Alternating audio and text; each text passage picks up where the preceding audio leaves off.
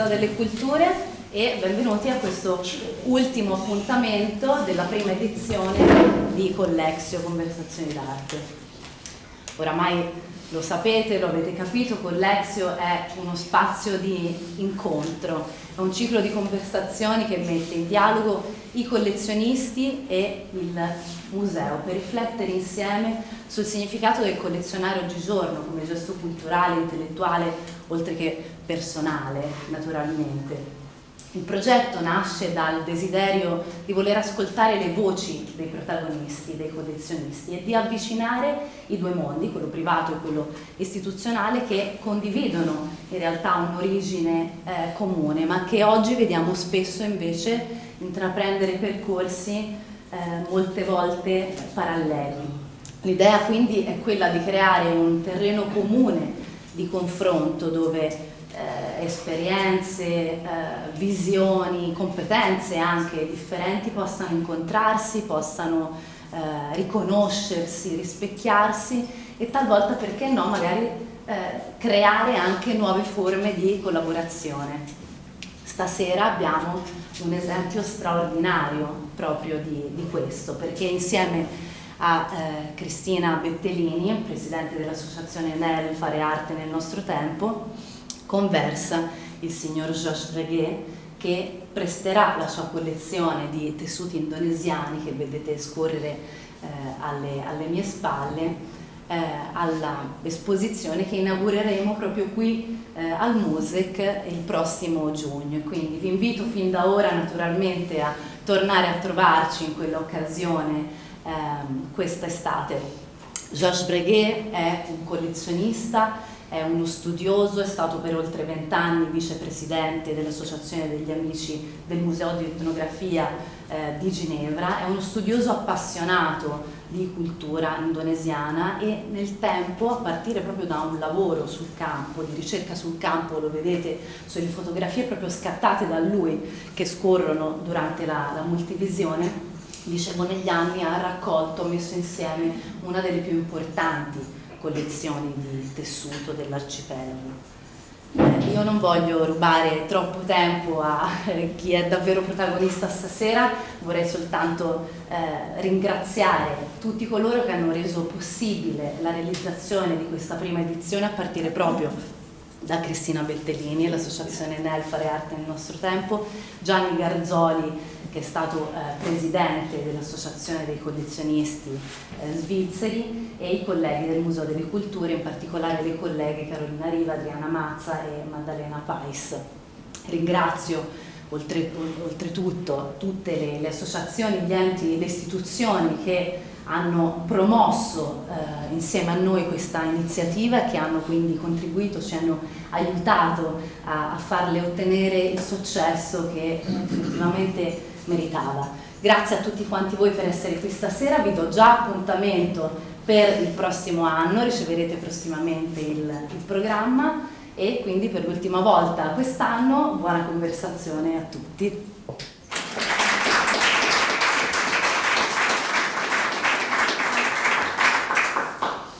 Buonasera a tutti, siamo particolarmente fieri di poter avere Breguet con noi e lo ringraziamo molto per questo. Solo 2 parole volevo dirvi, dopo passiamo al francese che è la sua lingua. Molto interessante del suo profilo è che Breguet non è solo un collezionista, Breguet viene anche dalla scienza. Breguet ha insegnato a lungo, si è occupato di ricerca, sostanzialmente si è occupato di ricerche importanti sul terreno in Indonesia. Il suo approccio era l'approccio, poi magari ci correggerà, era l'approccio di un biologo interessato alle differenze ed è molto interessante che lui parta da lì.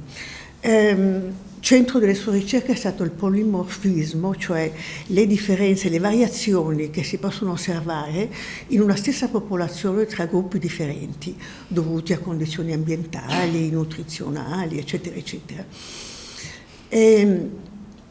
Ha ricevuto dei premi importanti, ha fatto una ricerca importante per il Fondo Nazionale Svizzero della Ricerca Scientifica e poi, conoscendo molto bene l'Indonesia e rimanendo per fortuna su questo terreno, dove lui tra l'altro nello spazio di molti anni, interrotto da vari viaggi, comunque ha vissuto almeno 15 anni lì e lo conosce benissimo, è passato alle differenze nel campo della cultura, al collezionismo, ma in un contesto che conosce così bene e anche con un approccio quindi che si avvale anche di questa complessità.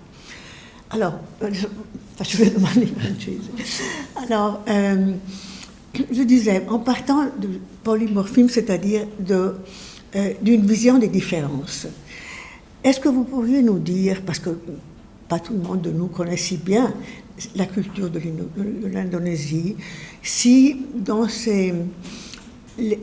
dans les œuvres d'art que vous avez si bien étudiées, est-ce que vous pouvez voir, partant du profil historique, est-ce que vous pouvez voir des différences dans la production entre le passé et aujourd'hui? Oui, d'une manière générale ou bien... D'une manière générale et puis dans les œuvres mêmes. Dans les œuvres aussi. Bon ben, toutes les sociétés évoluent. Hein. C'est un peu une erreur qu'on fait tous d'avoir des idées assez figées sur les différents pays ou sur les différentes populations. Mais en fait, il y a toujours une dynamique. Et c'est vrai que quand on est collectionneur, par exemple, c'est très important de savoir comment on a fait la collection et à quel moment, parce que suivant les moments, ce n'est pas du tout la même collection que vous aurez au final. Et alors, donc, je vais vous raconter peut-être comment je suis arrivé en Indonésie et pourquoi j'ai commencé à collectionner. Déjà, je suis né dans une famille où il y avait un intérêt, d'une part pour la science, puis j'ai fait des études de biologie, mais aussi pour l'art.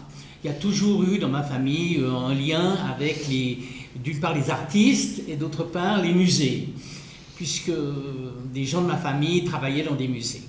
Et alors, je suis parti en Indonésie d'abord. La première fois que je suis allé comme, on va dire, un touriste. À l'époque, j'étais presque un hippie, si vous voulez, mais un hippie de luxe, hein, parce que je suis arrivé pour mes vacances, parce que j'ai toujours enseigné la biologie à Genève pendant une très longue période. Et puis, ensuite, j'ai dû choisir un thème de recherche. Et puis, comme thème de recherche, on devait trouver un village où les gens se mariaient entre eux, ce qu'on appelait un isolat. Et alors, il y a plusieurs raisons pour lesquelles les gens se marient entre eux. Ça peut être un isolement géographique, ça peut être un isolement ethnique, si vous voulez, et puis ça peut être aussi une sorte de secte religieuse. C'est pas nécessairement qu'il y ait personne à côté d'eux, mais les règles font que vous n'avez pas le droit de vous marier en dehors de votre village. Alors, mon professeur, qui était le célèbre professeur Albert Jacquard, lui m'a proposé d'aller chez les Pygmées dans le Congo. Ça ne m'a pas enthousiasmé, mais l'autre possibilité, c'était d'aller chez les Esquimaux. Hein. Là, personnellement, je trouvais que c'était peut-être un peu froid pour moi. Alors, je suis allé, au même moment, il y a une exposition qui s'est tenue au musée d'ethnographie de Bâle, et une exposition sur le village de Tenganan qui avait été étudiée par les ethnologues bâlois, dont Urs Ramseyer. Et j'ai été voir cette exposition, et en fait, ce village répondait à tous nos critères. C'est-à-dire qu'en théorie, il y a toujours des exceptions, en théorie, les gens se mariaient depuis 300-400 ans uniquement à l'intérieur du village. Donc ils avaient une consanguinité très élevée, et c'était un modèle, parce qu'on ne peut pas manipuler les populations humaines, mais on a le droit d'observer comment elles sont, et si eux-mêmes se sont donné des règles strictes, eh ben, pourquoi pas voir quelles sont les conséquences de ces règles. Et alors, je suis arrivé dans ce village, mais vraiment de manière très naïve, hein, je suis arrivé à pied, et puis on m'a tout de suite... C'est un village où normalement ils avaient des touristes, mais ils n'aimaient pas quand même les gens qui venaient de l'extérieur.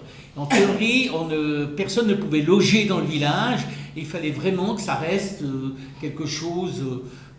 Auparavant, ils effaçaient les pas des visiteurs. Alors, je ne crois pas qu'ils ont effacé mes pas la première fois que je suis venu, mais disons, c'était quand même assez particulier. Et puis, j'ai eu beaucoup de chance. J'ai eu un contact formidable avec, on va dire, les personnalités de ce village qui m'ont dit qu'ils voulaient absolument que je continue ces recherches. Alors, moi, j'ai fait des généalogies, j'ai donc discuté avec c'est environ 500 personnes. J'ai discuté avec tout le monde, on a essayé de savoir qui étaient leurs ancêtres, on a essayé de savoir comment ils se mariaient, etc. Et pour finir, avec ce modèle, on s'est rendu compte qu'ils étaient un peu comme frères et sœurs au niveau de la consanguinité. Mais on a des idées fausses sur la consanguinité. Parce que la première idée fausse, c'est qu'on pense qu'elle est tout le temps négative. C'est pas vrai du tout. C'est pas vrai du tout, parce que là, je vais être un peu cynique. Hein.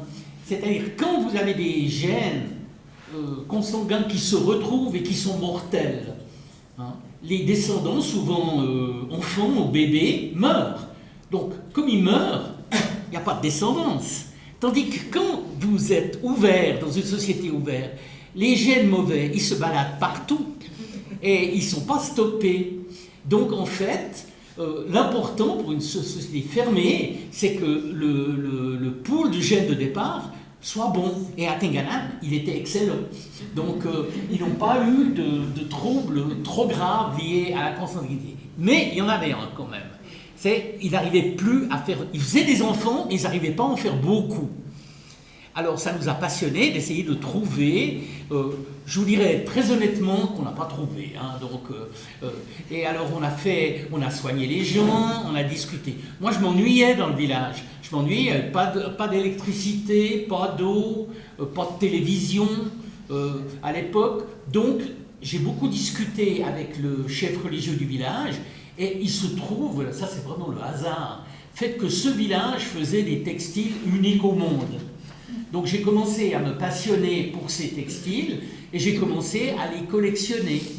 Alors maintenant j'ai une très belle collection qui probablement est une des toutes belles collections privées. Il y a des musées comme le musée de Bâle qui en ont beaucoup plus que moi, mais en fait cet intérêt pour les collections est venu d'un hasard que j'étudiais une population qui faisait un produit qui se retrouvait dans tous les grands musées du monde. Hein. Vous allez dans tous les grands musées du monde, il y a un Giringsing de Tenganan, c'est le nom de cette communauté, dans l'est de Bali. Et puis après, avec cet esprit un peu scientifique, j'ai refait une expédition beaucoup plus ambitieuse, qui était financée par le Fonds national de la recherche, sur les populations balinaises, pas seulement ce village, mais un peu tout Bali.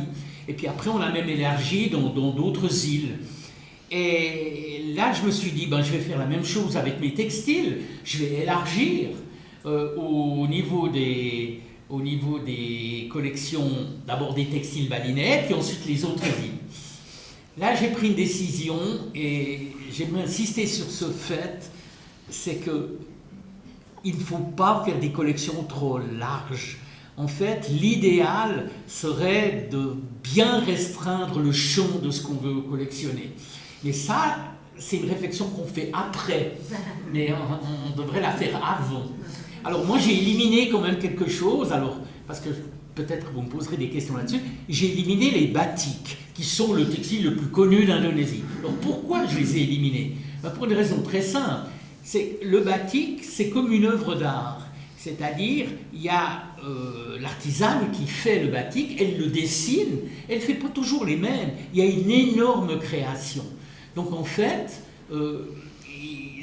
si vous voulez collectionner les batiks, il faut en collectionner beaucoup et puis avoir, je dirais, une attirance particulière pour ce type d'esthétique. Alors j'ai décidé d'éliminer les batiks. Par contre, j'ai dit, je ne sais pas combien il y a d'ethnies ou de populations en Indonésie, mais plus d'une centaine. Et toutes ne font pas du tissage, mais celles qui font du tissage, je vais collectionner un habit d'homme, un habit de femme et un habit pour les cérémonies ou quelque chose de spécial.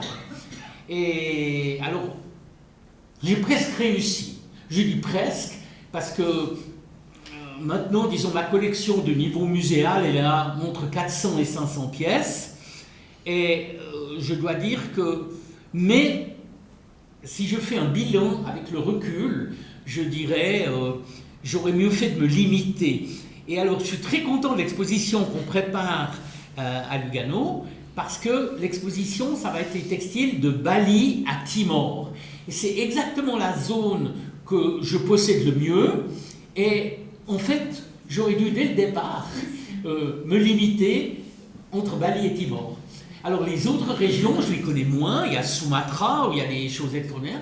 Il y a Sulawesi avec les Toraja qui ont des très beaux textiles. Et puis surtout, il y a Bornéo. Mais Bornéo, il y avait beaucoup de collectionneurs et il y a aussi des questions financières qui jouent dans les collections. C'est-à-dire qu'il y avait des textiles qui étaient encore bon marché pour un collectionneur et puis des textiles qui étaient déjà très chers. Donc, moi, j'ai toujours eu les moyens d'un chercheur ou d'un professeur de gymnase que je suis devenu par la suite. J'ai jamais eu de fortune personnelle, donc j'ai jamais pu passer tous mes fantasmes dans mes textiles. Mais je suis arrivé au moment où ils étaient encore... il suffisait de bien chercher, il suffisait d'avoir un peu d'œil pour trouver des pièces qu'on ne trouverait plus du tout maintenant. Si vous voulez commencer demain une collection textile indonésien, vous pouvez, mais il faudra aller dans les ventes à New York, chez les grands antiquaires, chez des choses comme ça. Vous trouverez presque plus rien sur le terrain. Alors que moi, ce qui me passionnait, c'était le terrain. Et le contact avec les tisserands, dans la mesure où je pouvais parler avec elles. Donc je parle indonésien, mais il faut savoir une chose, c'est qu'en Indonésie, l'indonésien, c'est la langue officielle. C'est pas la langue des populations et à la maison ils ne parlent pas indonésien. Maintenant c'est en train de changer. Maintenant dans les nouvelles générations, pour avoir un meilleur avenir, ils se mettent à parler indonésien à la maison. Mais alors je ne possède ni le balinais, ni le sumbanais, ni les langues de Timor, etc., etc. Mais comme ils ont maintenant, tout le monde a été à l'école, tout le monde parle indonésien. Alors voilà pour cette collection, et voilà comment j'ai commencé cette collection. Alors ensuite je suis retourné en Indonésie pendant 50 ans, et 2 fois par année, ou 3, certaines fois une année entière quand j'avais un projet particulier, et en tout j'ai passé en 12 et 13 ans sur le terrain. Et voilà, après j'ai commencé très vite à faire des expositions. Ma première exposition sur les textiles, c'était au Musée des Arts Décoratifs de Lausanne en 83, il y a longtemps. Et puis après j'ai fait d'autres expositions plus ou moins importantes, dont une très importante quand même au Musée d'ethnographie de Genève en 2004. Donc de ce côté-là, j'ai quand même beaucoup exposé déjà. Alors vous verrez, il y a une deuxième collection qui va se rajouter dans la future exposition, et c'est un de mes amis et son épouse. Malheureusement mon ami est décédé maintenant, et j'ai eu l'occasion de les conseiller beaucoup quand ils ont forgé leur collection, donc il y a un lien direct avec moi, et elle est très complémentaire à la mienne. Donc Lugano va avoir la chance d'avoir non seulement une, mais 2 très belles collections. Je dirais certaines des plus belles pièces de 2 très belles collections. Voilà, je crois que j'ai assez parlé comme introduction. Est-ce que vous pourriez nous expliquer, parce que peut-être pas tout le monde connaît si bien, quel est, si on veut, parce que ça c'est très différent par rapport aux œuvres d'art que nous avons dans le monde occidental, le lien symbolique, religieux même, qu'il y a entre l'œuvre et, par exemple, je ne sais pas, les ancêtres, la religion, etc. Oui, alors il est clair que, je me suis aussi intéressé à ce qu'on appelle aussi chez nous l'art, donc on en reparlera après, l'art contemporain indonésien, etc. Mais en ce qui concerne les textiles ne sont pas que des habits. Les textiles ont une richesse symbolique en Indonésie qui est extrêmement profonde, extrêmement liée à la religion. Et normalement, c'est la religion des ancêtres, mais ça s'est transformé dans les traditions chrétiennes, parce que certaines de ces îles sont chrétiennes, certaines îles sont catholiques, d'autres sont protestantes. Et il y a aussi des îles qui sont musulmanes, donc il y a eu une transformation, mais vous le verrez dans l'exposition, même dans des traditions musulmanes ou catholiques, ou protestantes, j'ai toujours retrouvé des images d'ancêtres dans les textiles. Donc ils n'ont pas totalement abandonné, si on veut, ce lien fondamental entre leurs ancêtres et eux. Et ça, c'est vraiment une des caractéristiques on va dire, de la culture indonésienne. Et alors, ensuite, il y a une esthétique. Ces textiles peuvent être peuvent être beaux, peuvent être vraiment impressionnants. Et les grands musées l'ont compris, particulièrement, je dirais, aux États-Unis. Aux États-Unis, la plupart des grands musées américains ont des collections de textiles indonésiens qui présentent comme des œuvres d'art. Alors ça n'a pas toujours été le cas en Europe. En Europe, on les a plus présentés comme des pièces ethnographiques. Mais je dirais qu'il y a une balance entre les deux. Il y a un intérêt ethnographique très grand, mais qu'il faut décoder. Vous ne pouvez pas le voir juste en regardant, je ne sais pas quelle image. Ben voilà, ça c'est un textile musulman. C'est-à-dire, vous avez ici Bourak, c'est la créature qui a apporté Mahomet à Jérusalem, juste une nuit, et puis après il a fait l'aller-retour depuis l'Arabie. Et puis, il y a un culte populaire de Bourak dans certaines îles indonésiennes. Donc ça, c'est dans la zone où je vais exposer, c'est la seule île qui est véritablement, non, il y en a deux qui sont véritablement musulmanes, c'est Sumbawa, à ne pas confondre avec Sumba, qui est une île à côté. Et Sumba, alors ils sont plutôt protestants. Et ce qui est drôle, comme quoi maintenant on est dans un monde mondialisé, l'église protestante de Sumba s'appelle l'église calviniste de Sumba. Il se trouve que moi, à Genève, je vis à la rue Calvin. Donc vous voyez, il y a des liens comme ça. Et donc, alors, par des études sur le terrain, en discutant avec les tisserandes ou avec les locaux qui ont un savoir, on peut décrypter. Mais c'est vrai que ce travail de terrain, il a été fait par de nombreux chercheurs, mais pas partout. Ce n'est pas un territoire qui était complètement connu, l'Indonésie. Il y a encore beaucoup de choses qui méritent d'être découvertes. Et j'ai toujours eu un intérêt pour un petit peu les choses qui n'étaient pas encore découvertes, si vous voulez. Donc dans ma collection, il y a quelques originalités. Et je n'ai pas recherché toujours le plus beau, le plus cher, celui qu'on trouve déjà dans tous les musées, si vous voulez. Mais plutôt quelque chose qui dérivait un petit peu de la norme, sans tomber non plus dans l'excès. Parce qu'il peut y avoir aussi des excès d'innovation qui sont sans lendemain et qui ne sont pas très beaux. Hein. Donc de ce côté-là, j'ai essayé toujours de garder une sorte de balance entre la tradition et l'innovation. C'est pour ça que vous verrez quand même un ou deux textiles, si vous venez voir l'expo, où il y a des avions, par exemple. Alors il est clair que les avions, ils ne sont pas là depuis une éternité. Hein. Et puis, vous avez des textiles qui peuvent avoir peut décrypter au contraire des choses cachées. Et il y a des débats entre les spécialistes sur certaines problématiques cachées. Il y a par exemple des textiles qui sont symétriques. Hein. Il y a une symétrie par le milieu. Et ça, c'est ce qu'on a écrit pendant 50 ans. Et puis comme quand on décrit quelque chose, souvent on recopie sur ce qu'a dit le précédent, on a recopié en disant qu'ils étaient toujours symétriques. Et puis je connais un chercheur qui a été revoir tout ça récemment et qui a découvert qu'il y avait des minuscules asymétries, une asymétrie cachée. Alors le grand débat, et je peux vous dire que le débat, grâce aux moyens de communication actuels sur Internet, le débat était vif. Hein. Est-ce que c'était des erreurs des tisserandes ou est-ce qu'il y avait un message caché dans le fait qu'il y avait une asymétrie cachée et très légère? Alors le débat n'est pas terminé, mais pour vous dire, si on se replonge dans un corpus de textiles d'une certaine île, on peut probablement encore découvrir des choses. Malheureusement, les tisserandes locales sont en train, d'une part, les anciennes tisserandes disparaissent, et puis dans la nouvelle génération, il y a peut-être un goût pour les habits, pour la couture, mais pas nécessairement pour la production locale des pièces de textile.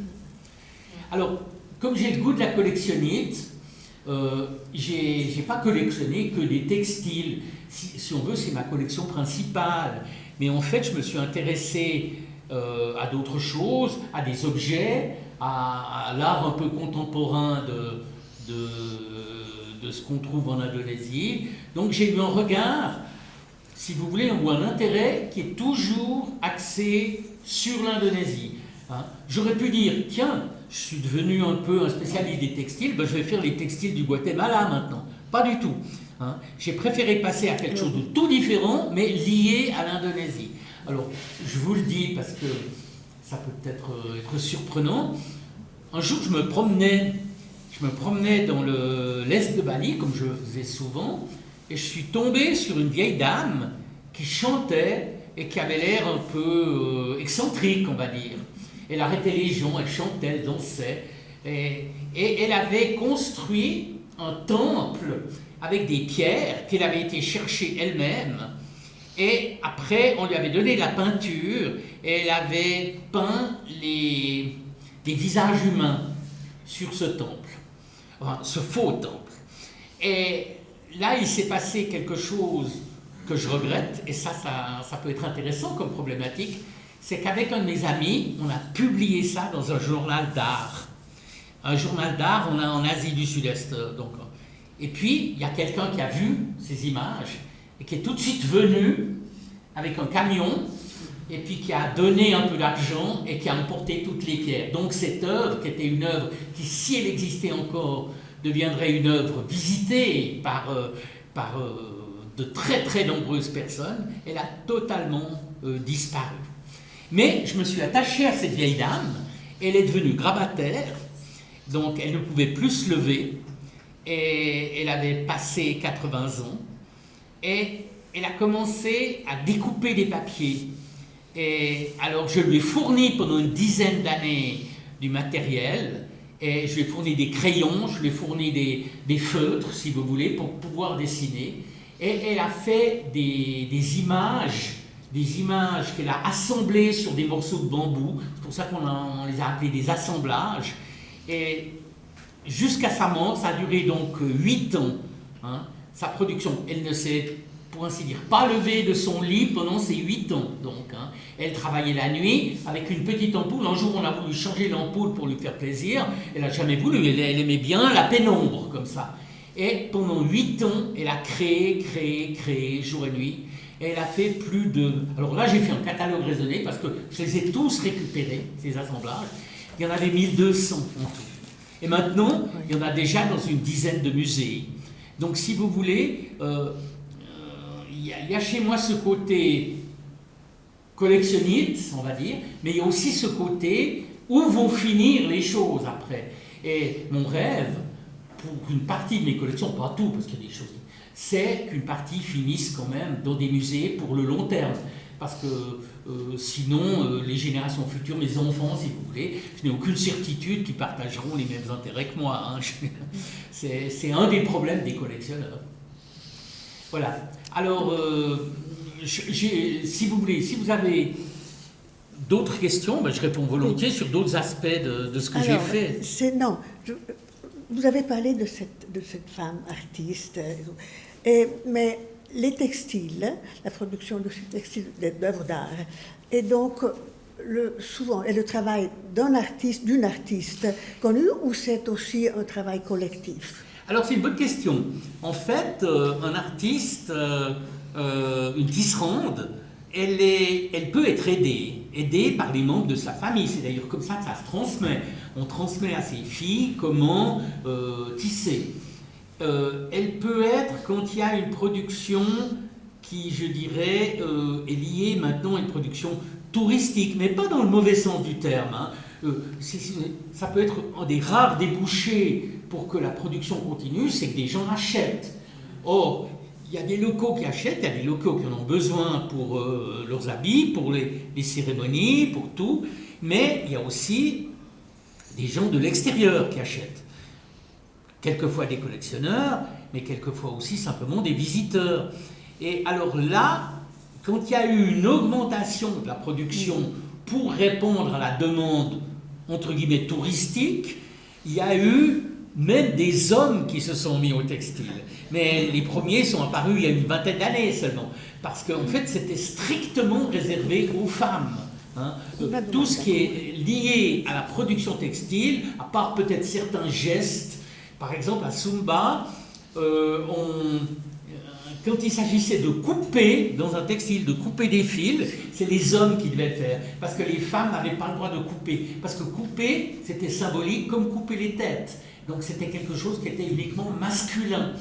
Mais normalement, le travail lui-même était un travail totalement féminin. Et c'est pour ça que les vraies héroïnes de cette exposition, c'est les tisserandes. Et alors malheureusement, à l'époque, et quand je dis à l'époque, ça peut être aussi moi au début de ma carrière de collectionneur, c'est qu'on ne notait même pas le nom de la tisserande, si vous voulez. De temps en temps, on savait que c'était... Mais maintenant, alors heureusement, ça a changé. Et grâce aussi aux mémoires collectives, ça m'est arrivé de retourner dans des villages et de dire, mais qui a fait ce textile-là? Et généralement, les gens des villages le savent. Donc on arrive à remettre des noms sur... Et puis il y a ce phénomène, qui est un phénomène tout à fait intéressant, c'est qu'il y a des grandes maîtresses tisserandes, c'est-à-dire des femmes qui ont fait des chefs-d'œuvre, si vous voulez. Et elles ont une réputation, pas auprès des collectionneurs, mais elles ont une réputation déjà dans leur village ou dans leur milieu. Et tout ce côté-là a pas été beaucoup étudié. Maintenant, ça commence à l'être, mais ça n'a pas toujours été le cas. De personnaliser la production dans un musée d'ethnographie, vous avez, mais ce n'est pas toujours le cas, qui a fait l'objet. Et en fait, dans cet anonymat, il y avait quelque chose de probablement assez négatif par rapport à l'opinion qu'on avait des personnes. Parce qu'on ne leur donnait pas, on leur reconnaissait pas une individualité créatrice ou quelque chose de particulier. Et vous avez parlé aussi de touristes qui arrivent, qui achètent. Est-ce que vous avez l'impression, vous avez vu une sorte de contamination actuellement dans cette production, c'est-à-dire une contamination à niveau de l'originalité, par exemple, aussi pour des raisons économiques que vous avez citées. Est-ce que vous avez vu un phénomène de ce genre? Je dirais que, comme les textiles sont longs à produire, c'est pas un phénomène qui est trop envahissant. Par contre, quand vous avez une technique, par exemple la sérigraphie, pour faire des t-shirts, alors c'est pas des textiles de collection, les t-shirts. Alors là, vous avez à l'heure actuelle une explosion de tout ce qu'on peut trouver de mauvais goût dans le monde, qui est même porté dans des cérémonies. Moi, j'ai vu des gens dans des crémations à Bali qui ont des t-shirts avec des phrases, avec des réclames de bière ou des choses comme ça. Mais heureusement, les textiles tissés, ça prend des mois, quelquefois des années, et quelquefois, comme les textiles dont je vous ai parlé dans le village où j'étais, les plus belles pièces, elles mettent une vingtaine d'années pour être faites. Donc ce décalage évite qu'on succombe à des sortes de petites modes ou des choses comme ça. Ouais. Mais il y a quand même une évolution qui n'est pas nécessairement positive. Il y a des tas de problèmes qui se posent, parce qu'il y a aussi des problèmes de propriété intellectuelle. Les gens du village de Tenganan m'ont beaucoup demandé de les aider pour essayer de protéger leur... Bon, déjà intellectuellement, c'était pas évident, parce qu'eux-mêmes, ils avaient copié une partie des motifs sur des textiles qui venaient d'Inde 300 ou 400 ans avant. Donc en fait, la propriété intellectuelle, on ne sait pas très bien à qui elle était. Et puis après, c'est surtout dans la... Alors il y a des stylistes qui sont venus, et puis qui ont photographié les textiles, ou qui ont regardé dans les livres, et puis qui ont fait par des moyens d'impression qui n'ont rien à voir avec les 20 ans que demande la technique du doublicat, donc une technique extrêmement compliquée qu'il y avait dans ce village où j'ai travaillé. Donc en fait, maintenant on vit un moment un peu charnière, parce que l'image est devenue prédominante partout, même en Indonésie. Vous ne le savez peut-être pas, mais les Indonésiens sont le peuple de la Terre qui passe le plus de temps devant un écran de téléphone portable. Ça paraît surprenant, hein, mais c'est des statistiques de l'UNESCO, ou bien d'organismes très sérieux. Et c'est vrai qu'à l'heure actuelle, maintenant, si vous allez en Indonésie, tout le monde a des portables. Mais quand je dis tout le monde, votre femme de ménage en a deux, et il y en a un, et pendant qu'elle fait le ménage, elle parle avec son mari qui est resté dans une autre île à 1000 km. Et puis, vous avez un mélange et vous avez une diffusion des images qui a quelque chose dont je ne sais pas très bien ce que ça donnera. Mais ça sera le travail des futurs anthropologues, de voir quelles seront les connaissances et les conséquences de cette fusion des images. Oui, et encore seulement, je voulais vous poser une question. Après, je laisse la parole aux autres personnes. Est-ce que, alors, du point de vue des lieux où ces œuvres sont montrées, alors donc il y a les musées maintenant au dehors de l'Indonésie qui font des expositions, etc., ou surtout? Alors, il y a toute une communauté, si vous voulez, qui s'intéresse au textile indonésien et qui publie des livres. Il y a des gens qui sont des grands chercheurs on va dire, de bibliothèques, hein, et qui ont accès à des textiles dans des réserves de musées, des textiles qui sont là, pour certains, depuis plus d'une centaine d'années. Et puis, alors, je dirais, ça par exemple, il y a eu un grand intérêt pour tout ce qui était historique dans la tradition allemande, la tradition des musées allemands qui ont publié leurs collections et qui ont fait une sorte d'inventaire de tout ce qu'ils possédaient. Par contre, quand on voit ce qu'ils ont dans leur collection, ils ont très peu acheté. Il y a très peu de textiles qui datent de ces 50 dernières années, si vous voulez. Bon, il y a quelques pièces, mais il n'y a pas des collections complètes. Ensuite, en Angleterre, vous avez une tradition, parce qu'il y a énormément de choses qui sont... Mais c'est lié souvent à l'histoire coloniale. Alors bien évidemment, en Angleterre, ils avaient quand même des territoires qui font des textiles extraordinaires. C'est dans la partie nord de Bornéo, ce qu'on appelle maintenant le Sarawak. Et là, les Iban, une population, fait parmi les plus beaux textiles d'Indonésie. Et ça, les Anglais l'ont très bien étudié et il y a eu tout un intérêt. En France, il n'y a pas un énorme intérêt pour les textiles. Ça n'a jamais été considéré comme de l'art, mais bien évidemment, il y a des exceptions. Il y a des gens extrêmement... qui ont fait des collections et qui ont par exemple, l'épouse de Lévi-Strauss avait une très belle collection indonésienne. Il y a toujours eu des gens qui ont collectionné. Mais je dirais, à mon souvenir, il n'y a jamais eu de très grande exposition en France.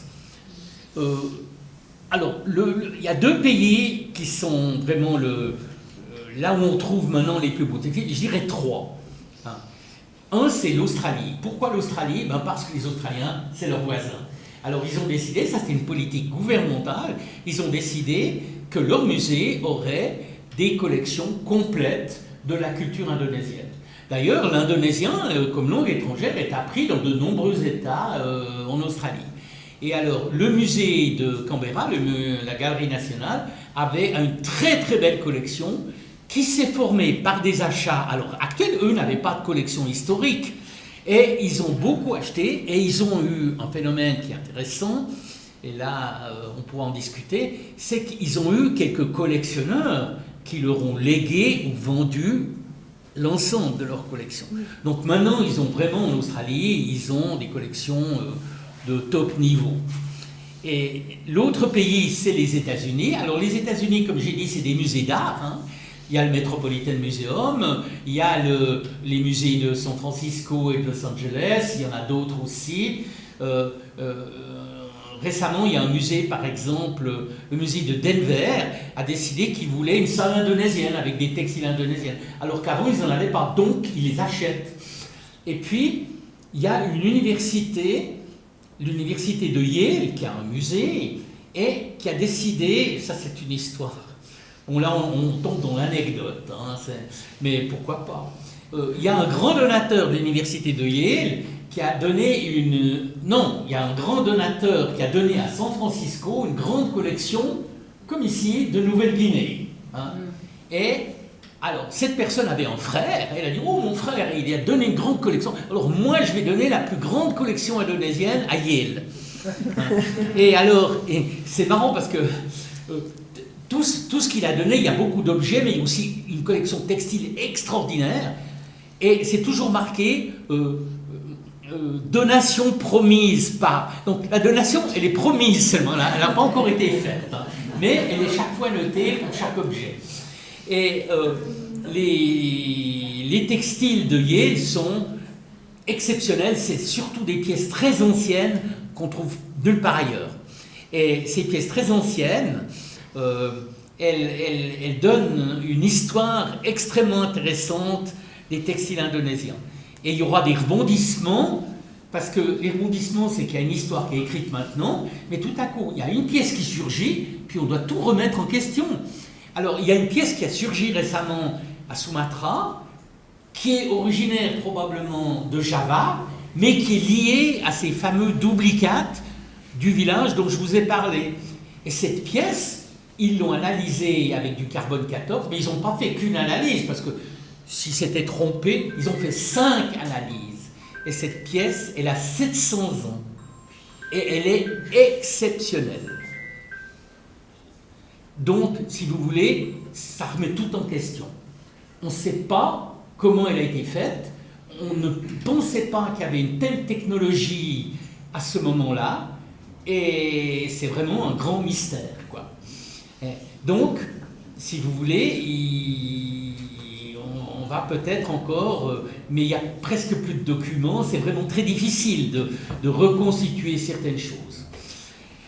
Alors maintenant, c'est pas tout à fait vrai, il y a peut-être une hypothèse, c'est avec des modèles mathématiques, avec l'intelligence artificielle, on arrive à faire des recoupements intéressants. Il y a un chercheur qui, lui, n'utilise que des modèles mathématiques. Alors, je suis un des seuls qui pouvaient discuter avec lui, parce que c'est les mêmes modèles que pour la génétique de population. Donc, si vous voulez, on comprenait. Les chercheurs en textile, eux, ils lisent le résumé et puis ils disent c'est formidable, quoi. Mais c'est vrai que c'est pas toujours compréhensible. Et lui, il a étudié, par exemple, l'évolution des pièces du métier de tisserand, des tisserandes, et avec l'évolution des pièces depuis la Chine jusqu'à Timor, il peut dessiner des migrations et des évolutions. Donc, vous voyez, ça devient extrêmement, pour certains chercheurs, ça devient extrêmement scientifique.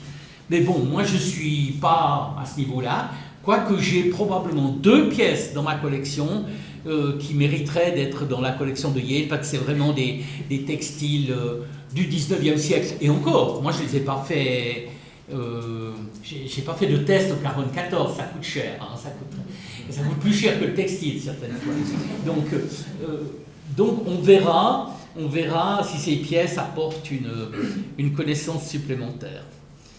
Et puis donc, j'ai pas terminé, il y a encore un autre grand pays, mais alors malheureusement, cet autre grand pays qui s'intéresse énormément au textile indonésien, c'est les Japonais. Ils ont fait beaucoup d'expositions, ils ont fait beaucoup de livres en japonais, hein, pas évident à traduire, hein, je veux dire, Et alors, il y avait un grand chercheur, Shinobu Yoshimoto, alors j'ai eu la chance de travailler avec lui à Tenganan, il était aussi là pour voir les différents textiles de ce village extraordinaire, et il y a des collectionneurs privés, mais on n'a pas accès à leur collection. Et même pour le moment, les musées japonais, on n'a pas un accès, si vous voulez, par Internet, hein, avec des images des collections. Donc peut-être un jour, le Japon s'ouvrira, et puis il y aura des grandes découvertes à faire au niveau de textiles qui sont cachés dans des collections japonaises. Et c'est intéressant, les Japonais, ils ont un autre goût que nous. Ça, c'est quelque chose d'un peu commun de dire ça. Et par exemple, les collectionneurs occidentaux, ils mettaient toujours un peu plus d'argent pour avoir des pièces où il y a des personnages humains.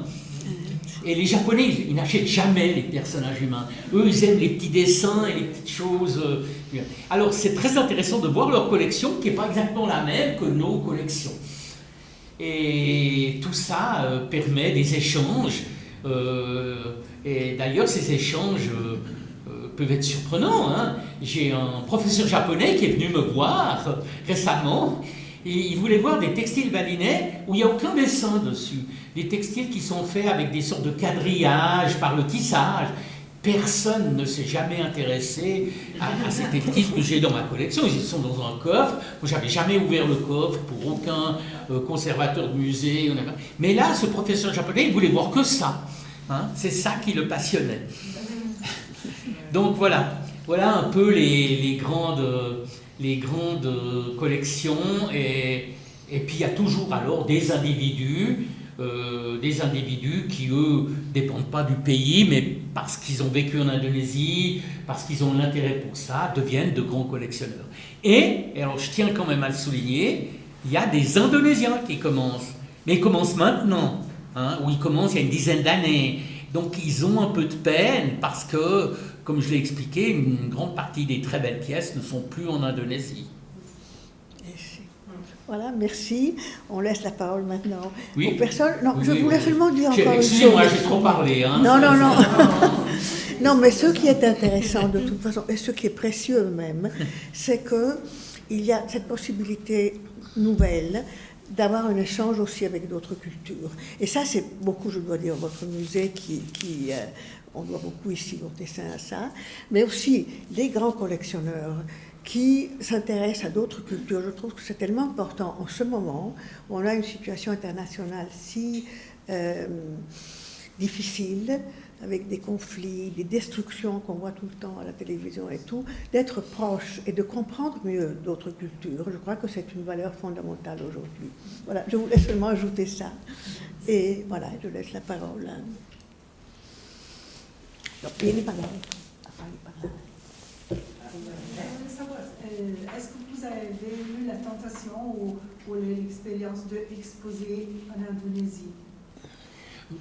J'ai un petit peu des problèmes d'audition, si on peut me répéter la question, mais peut-être quelqu'un qui... Est-ce que tu as déjà eu la tentation ou l'intérêt d'exposer tes tissus en Indonésie? Oui, alors tout à fait, c'est une très bonne question. Alors en fait, j'ai exposé 2 fois en Indonésie, hein, une fois dans un musée dont je m'occupais à Bali, où j'avais créé une salle textile, et dans ce musée, il y a eu une exposition d'une vingtaine de mes plus belles pièces, par exemple.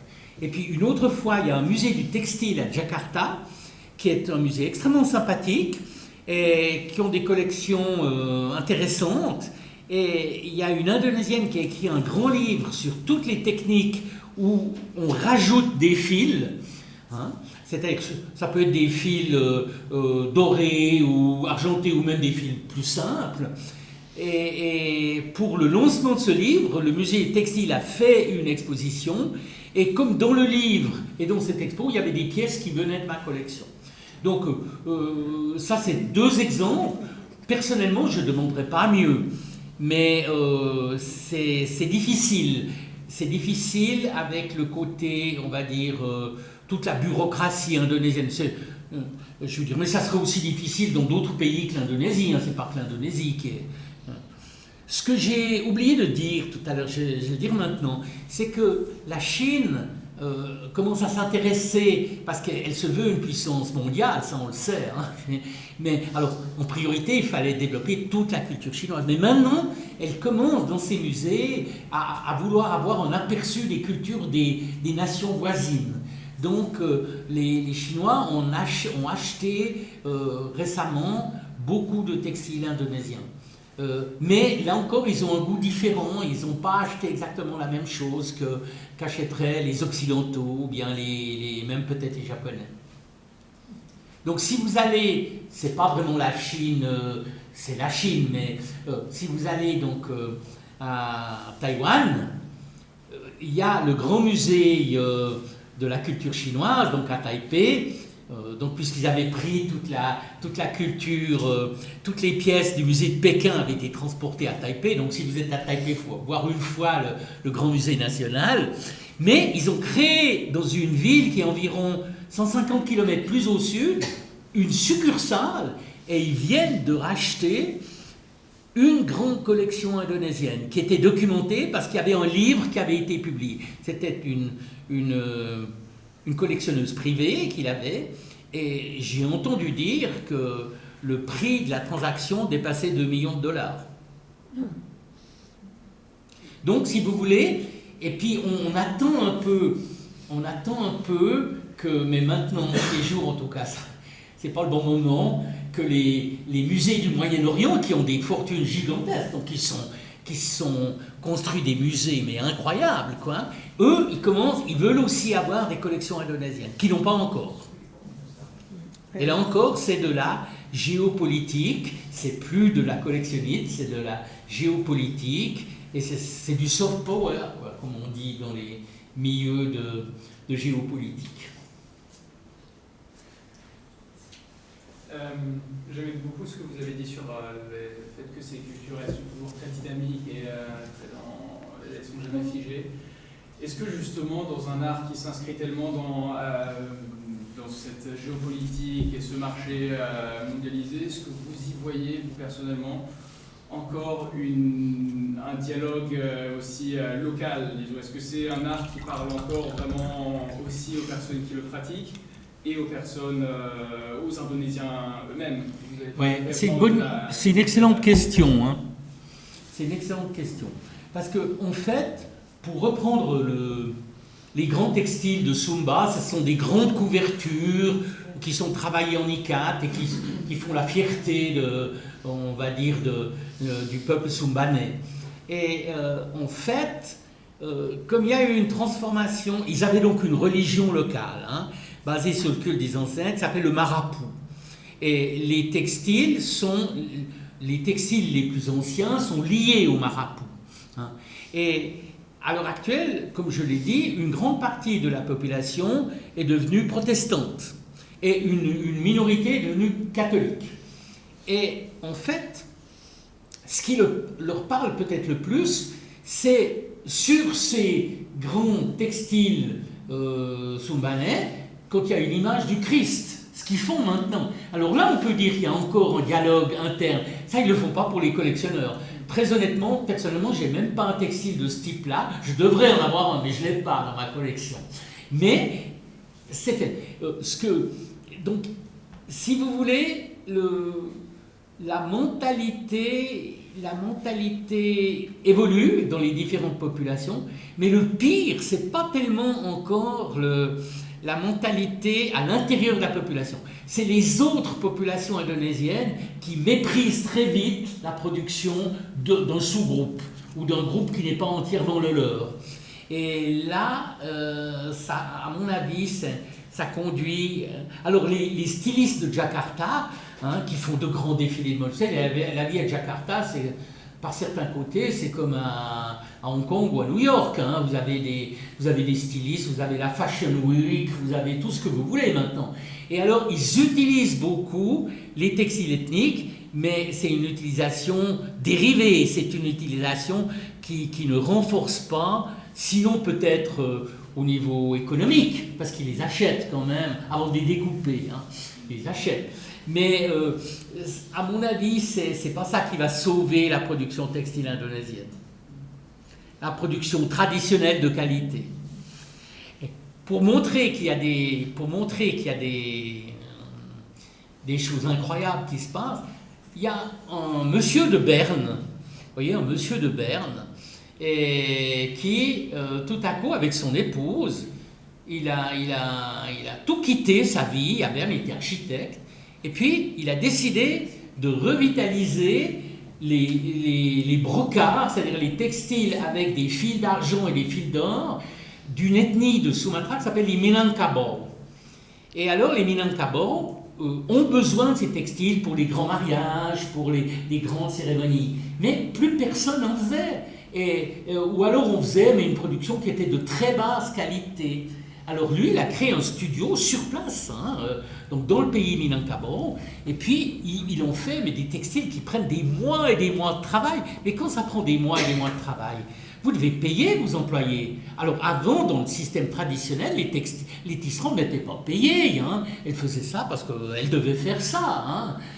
Et par exemple, à Bali, il y a un très beau textile dans ma collection où on a fait venir des tisserandes auprès d'un prince.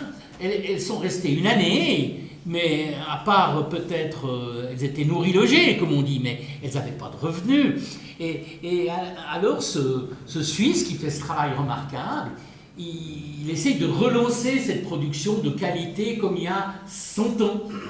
Mais il me dit, en tout cas, il y arrive, il survit, mais il a de la peine. Il a de la peine, et alors de temps en temps, le gouvernement aide ces gens qui essayent. Il y a beaucoup de programmes.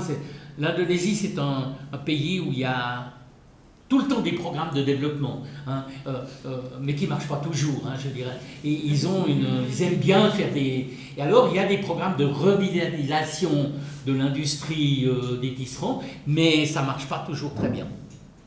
Et puis, entre un textile que vous pouvez teindre avec un colorant chimique en 10 minutes, et puis un textile de Tenganan, où pour les colorants, vous mettez 20 ans à avoir la bonne couleur, pour des questions économiques, le choix est vite fait. Hein.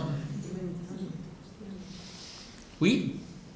J'imagine qu'il y a des problèmes de conservation de tous ces tissus. Oui. Alors, il y a des problèmes de conservation en Indonésie, parce que là, le climat ne se prête pas du tout à la conservation. Heureusement, il y a des îles qui sont beaucoup plus sèches, comme Timor, Sumba. Heureusement, ce n'est pas tropical, vraiment. C'est un peu moins. Mais autrement, il y a beaucoup de textiles qui se détruisent hein, petit à petit. Et puis, alors, en Europe ou ailleurs, il faut s'en occuper. Moi, j'ai de la chance dans la mesure où la plupart de mes textiles sont coton, et le coton est beaucoup plus solide que la soie. La soie, c'est un cauchemar. Vous devez enrouler les textiles, vous devez faire attention. Quand les textiles en soie sont très vieux, ils se cassent. Hein, et ça, c'est que les musées qui arrivent véritablement à avoir des moyens de conservation. Une ultima domanda? La soie et le coton, on trouve déjà là, ils cultivent ça ou bien non?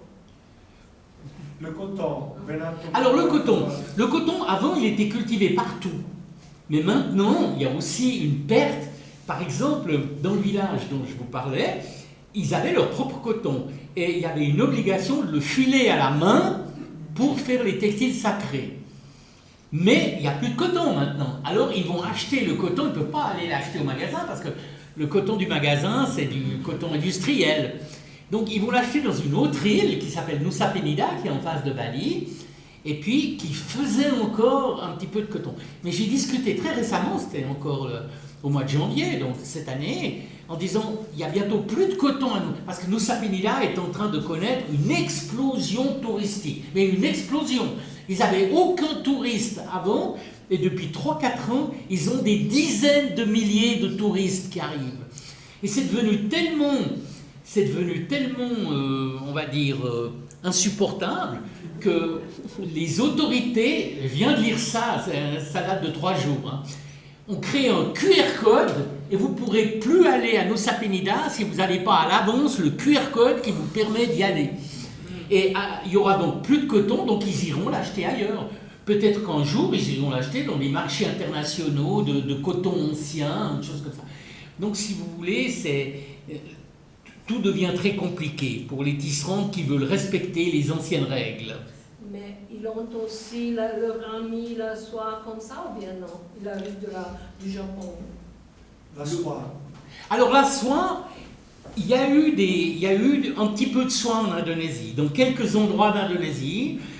À Sulawesi, il y a eu un moment une production de soie. À Bali, il y a eu quelques familles qui ont fait un petit peu de production de soie au 19e siècle, au début du 20e. Mais autrement, alors on retrouve pas mal de soie, vous en verrez dans l'expo, qui vient dans les textiles de Timor, Timor est pourtant très éloigné. Et en fait, c'est pour une raison très simple, c'est que une partie de Timor était colonisée par les Portugais, et les Portugais possédaient Macao. Donc, en fait, la soie à Timor venait de Macao. Et d'ailleurs, elle s'appelle Benang Matao, le fil de Macao. Donc, si vous voulez, on peut trouver de la soie, et puis on peut étudier comment elle est arrivée en Indonésie, mais généralement, ce n'est pas local. Alors, merci monsieur pour avoir partagé votre histoire et vos connaissances. Grazie Cristina Bentellini, grazie a tutti per essere stati con noi. Ci ritroviamo allora l'anno prossimo, nel frattempo vi aspettiamo in giugno per l'esposizione. Grazie ancora.